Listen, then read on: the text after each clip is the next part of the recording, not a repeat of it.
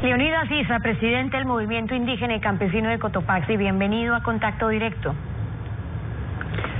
Buenos días, un saludo cordial a nuestro querido país. Buenos días también. Con lo último que ha denunciado la Fiscalía y la fiscal, que había un plan deliberado para atacar la Contraloría y otros lugares donde se dieron estos actos vandálicos.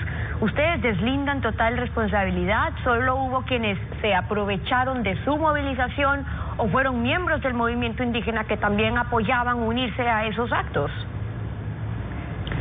Yo creo que en este momento el gobierno nacional y los 5 poderes del Estado están actuando juntos y no hay una independencia realmente como ha exigido el pueblo del Ecuador. Y en este momento andar buscando culpables, quienes hicieron el tema de la Contraloría u otros casos, están quitando su responsabilidad. Lo que está claro es que en este país estaba avisado una decisión del movimiento indígena a una acción nacional como fue para el 14 de octubre.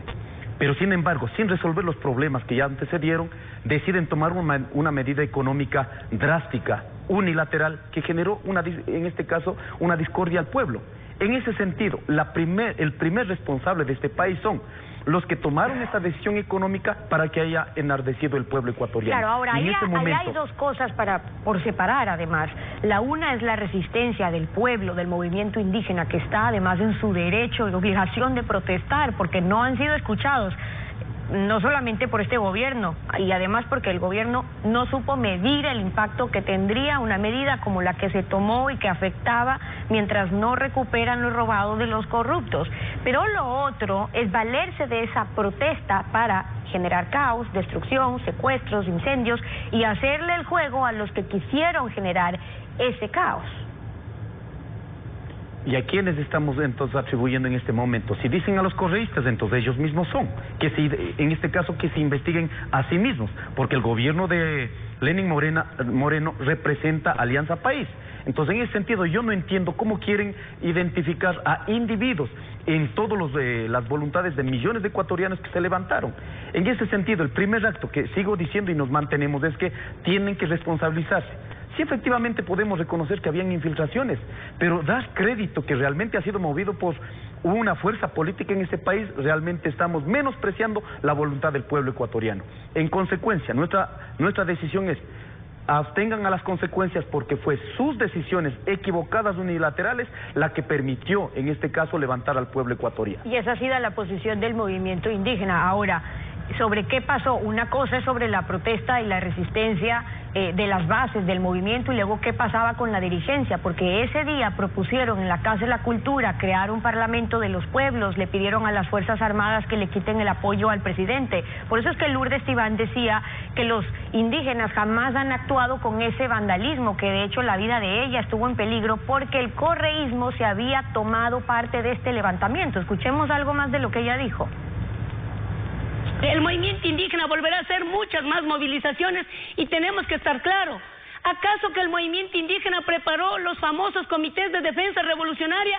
Ellos activaron, el correísmo trabajó en los 10 años, gente en cada barrio. ¿Cómo se supone que en la avenida La Prensa, en el antiguo aeropuerto, hubo vandalismo? ¿Creen ustedes que el movimiento indígena se trasladó a todos los sectores periféricos de la capital de la República? ¿Creen ustedes que el movimiento indígena vino con ese pensamiento de destruir Quito? No, tampoco vino para quemar la Contraloría, vino por el decreto. Pero el movimiento indígena siempre luchará por la paz y seremos pacíficos. A los infiltrados, nunca más en el movimiento indígena. Pero decía que hay dos bandos al interior de la CONAIE, unos que se apoyan al correísmo, otros que no. ¿Es cierto cómo está la CONAIE, cómo están los movimientos indígenas y también su dirigencia? Mire, es la palabra del pueblo que se levantó frente a la palabra de algunos políticos que se aprovecharon también. Lo que estaba claro es que no querían representaciones políticas en esta movilización, porque el pueblo ecuatoriano está cansado, en este caso, de las acciones que han ido tomando equivocadas frente al pueblo ecuatoriano. En consecuencia, en este momento, sigo diciendo, no se puede atribuir a la fuerza del pueblo que ha sido movida por el correísmo. Por ello decimos, si ha habido infiltración, sí, pero entonces respóndanse entre sí mismos, porque quienes han estado gobernando en este momento es la consecuencia persecución del correísmo y representa a Lenín Moreno ahora, a esa tendencia en este momento. De esos días acá, más allá de las investigaciones que se estén llevando a cabo, lo importante es el diálogo y los resultados. En cuanto a la propuesta económica que plantea el gobierno, en su proforma, de hecho, ya contempla que los subsidios, ustedes proponen más bien en el plan alternativo que los subsidios se mantengan hasta que se definan criterios de justicia y de equidad, así lo han dicho textualmente, pero el gobierno está contemplando ya en la proforma el próximo año 600 millones de dólares por subsidios, es decir, por la focalización. ¿Han llegado a algún acuerdo en ese sentido? ¿En qué han avanzado las conversaciones en esa línea? Mire, no hay ninguna respuesta en este momento, no hay ningún acuerdo. Nosotros habíamos pedido 3 cuestiones después de la primera reunión que tuvimos para avanzar en la mesa de diálogo. 1, se debe integrar a otros sectores sociales, a otros sectores económicos, y no puede dejar bajo responsabilidad del movimiento indígena, cuando esa es tarea del gobierno nacional. Y por ello habíamos pedido a la Comisión Interventora, la ONU y la Conferencia Episcopal Ecuatoriana sobre estas 3 preocupaciones. Segundo tema, habíamos dicho, no se puede discutir en 48 horas, necesitamos un tiempo prudencial para efectivamente revisar en base a los indicadores, información, documentación y poder pasarla. Y la tercera cuestión, habíamos sido absolutamente claros, no podemos sentar en la mesa de diálogo teniendo procesos abiertos, y no se puede sentar en una mesa de diálogo únicamente para ver el decreto sobre el tema de subsidios, cuando se tiene que revisar es toda la macroeconomía, toda la microeconomía, para a partir de eso, mientras haya líderes de manera objetiva, poder decidir en el país. Para partir de eso, mientras haya líderes que estén siendo enjuiciados o investigados, no hay diálogo de su parte.